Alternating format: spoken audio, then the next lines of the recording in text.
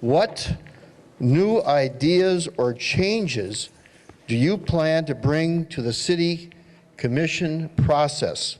The question is, what new ideas or changes do you plan to bring to the City Commission process? Mary Jolly. The new idea I have to bring to the City Commission process is that it follows state law when it deals with finance. I took a look at the commissioner orientation, and there's specific references here to funds. Each fund the city has should be run like a business as a separate account. It shouldn't be money devoted to that fund, should be used for that fund. And it is my experience that the city does not follow that. That's a state law. It's very difficult for citizens to figure out what's going on, and I think I know why commissioners don't ask any questions about the budget, because the budget is meaningless. I think if money is for a purpose, it should stay there. State law is very specific on a charter form of government. There were 4 areas where the charter form of government has to follow state law. It's finance, taxation, planning, and zoning. It's simple. It's the law. We ought to do it. Thank you. Thank you, Mary. The next speaker to answer that question, if you want me to repeat the question, I'd be happy to. Larry Steele. What new ideas or changes do you plan to bring to the City Commission process? 2 minutes.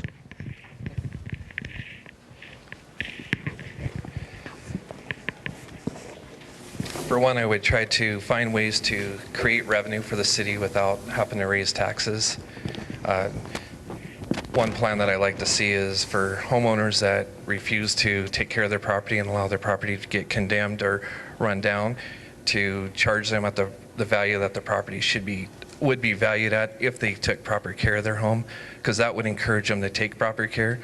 Underneath the current regulations, there's really no regulations or anything to encourage a homeowner to properly keep their home up to regular standards. So, and that's about it. Thank you. Diane, what new ideas or changes do you plan to bring to the City Commission? Diane Jovic-Kuntz. Thank you. Just kind of right off the top of my head, one of the main topics that is on our table right now is the hiring of a new city manager. So that is going to be our top priority, and we're in the process right now. One of the other things that we need to address is our animal shelter. And for those that don't know, the city took over the animal shelter probably 2 months ago from the Humane Society. It's been sort of a controversial issue, but we had a lot of complaints, and it was our sense that we had to step in and take over the animal shelter. So we still are in the process. We have, they've made some big changes up there, and there's still some work that needs to be done. But again, it's not the city that needs to run that operation. Hopefully we can have a new group come in and take over running the operations. We also need to make sure that we have proper funding for our public safety. Make sure we have enough funding for our police officers, for our firefighters. We also need to look at our aging infrastructure. And when I say infrastructure, I not only mean our pipes and our sewer and our storm sewers, but also we have to realize that our infrastructure at the city, the buildings that house the city operations, not only the civic center, but our wastewater treatment plant and our water treatment plant, those buildings are old, and we have to make some plan to make sure that we have enough money to start updating and replacing and upgrading those facilities.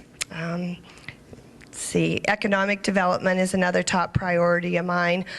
We've got a great director in Mr. Brett Doney, but we need to keep looking for businesses to move to Great Falls to create better paying jobs for the community. Thank you, Diane. Mr. Bronson, what new ideas or changes do you plan to bring to the City Commission process? There's any number of good ideas that I think any of us could bring to the Commission, but 2 that I want to mention and I want to set as goals are 1 in the area of planning and 2 in the area of healthcare. With regard to planning, in the last legislative session, a new bill was passed, Senate Bill 201. It gives new tools to cities and counties around the state of Montana to think creatively about the whole planning and zoning process. There's not enough time to go into the details, but basically it gives us the opportunity, probably for the first time, to think seriously about the direction that we want to grow geographically, what we want to have in certain parts of the community, and how we go about doing it, such that we make it easier down the road for developers to conform to the wishes of the community. We have an excellent planning staff now that's in a position to carry that out, and as a commissioner, I've set that as a goal to make sure that those goals are implemented. In the area of health care, we have a wonderful city-county health department in this community, but unfortunately, it's facing a lot of funding problems. I see it as a major priority of the city and the county to look at ways of developing new funding so that the individuals, the citizens there who rely on that for basic health care needs will have that opportunity to have that option for them and not have to end up, as we say, at benefice where benefice can't charge for the care and then it ends up a cost on the rest of the taxpayers.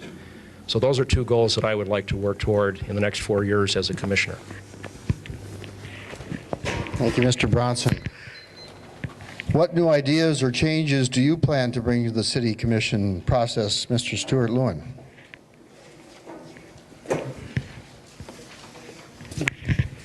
In the first place, I agree with Mary Jolly that the financial situation going on in the city is outrageous. Not having a budget, so you don't know where the money is spent. So I think the first thing that needs to be done is we need a blue ribbon commission to review what's been going on over the last 4 or 6 years and find out where the money is. I'm very concerned that a substantial amount of money has disappeared or been paid to people that it shouldn't have been paid to, and that all comes out of the taxpayer's pocket. Can't prove it at this point, but I really suspect when you can't find a budget and know where things are, that there's some confusion. The city will tell you that that's not the case, but when you really try to get down to the details of how the money's been moved around, it's impossible. Number to find out. That's the first thing I would do, is get this Blue Ribbon Commission happening, find out what's really going on. Second, I think it's very important that we make our city government work the way it should work. I don't know whether too many of you thought about it too much, but we have a city manager type of government where we hire a city manager to do management of the city, and the commissioners are supposed to make political decisions about what the city manager is supposed to do. I've attended these meetings for weeks, months at a time, and I've watched what's been going on, and mostly the city manager tells the commissioners what's going on, and then they approve it. This is absolutely no way to run things. We are paying the city manager way too much money, and as a result, we are not paying the city commissioners enough money so that they can spend the kind of time that is necessary so they can understand the issues well enough so that they can make the political decisions that we in this city want to see happen. So the first thing I would do would be to try and make sure that the City Commission starts understanding the most important issues and does something about them. Thanks. Thank you, Stuart. Ms. Hensley.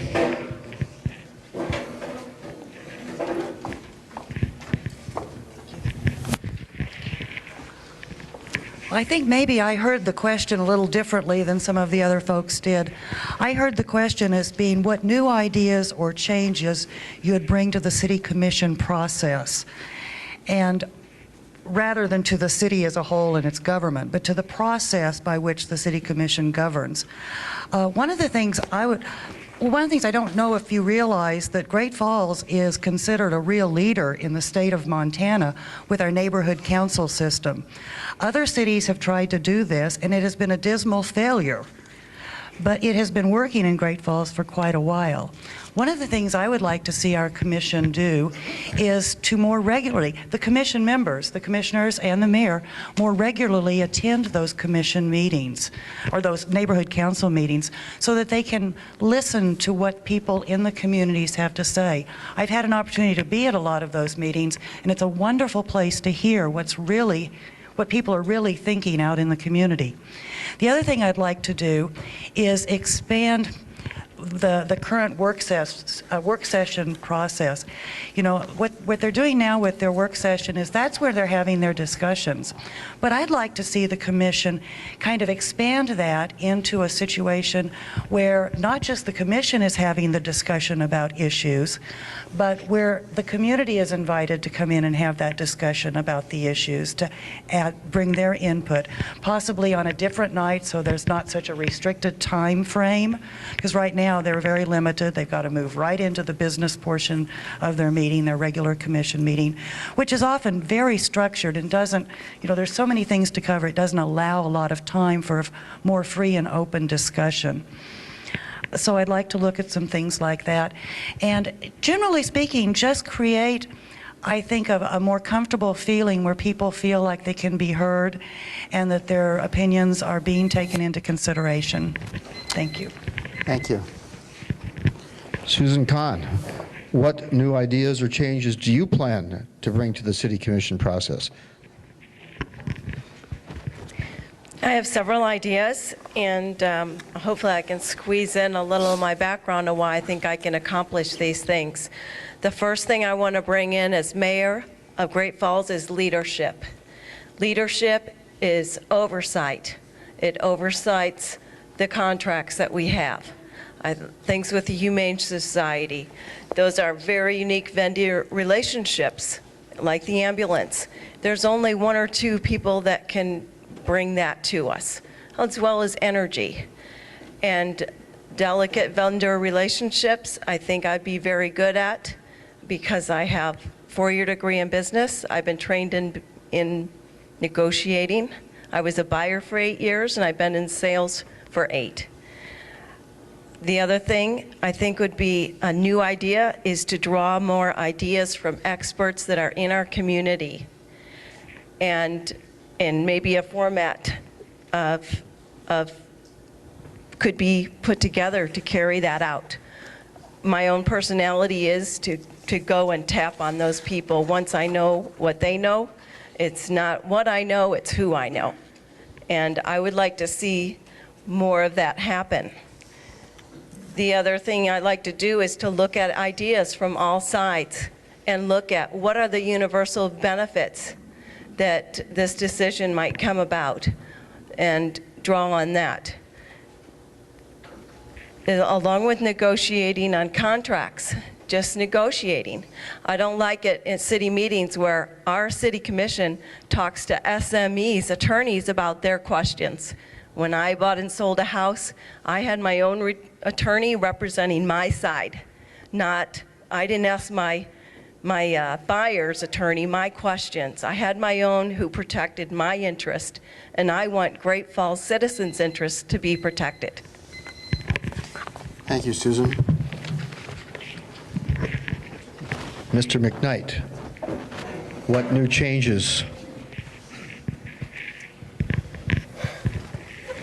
I also heard this question a little bit differently. The commission process, to me a process is more a structured rules of engagement, a mechanical thing. Now the only change I can see making or suggesting right away would be to repeal the 5-minute rule and judge every person on the merit of what they are saying at the time they are saying it, and just take control of the situation and guide it along. As far as the mechanics, also the process, I think, is mostly about facilitating communications in the community. And of course, me being in electronics and also working in electronic communications, I would use whatever is the most currently available technology. For instance, I've been to the commission meetings and I've asked questions, and I've been told I can't be expected to have that information there and available. Well, my question is, in the era of instant communications, why not? Why wouldn't the budget director have a computer, a laptop right there to answer any question right there on the spot? Why do I have to wait 2 weeks to make an appointment to get an answer to one question, which raises another question, which I then have to wait 2 more weeks to get an answer to? So the process to me is mechanical and fostering communications. Another thing I might try is things like having, instead of just Channel 7, have the videos posted on network so that anybody can watch them at their convenience, unedited. Another thing I would like to try is polling. It's so hard to get people involved. So people show up at the work sessions, the commission meetings, the agenda setting. How are we going to get that information from the public? So the process to me is mechanical, and I would use technology to foster communications. Thank you very much.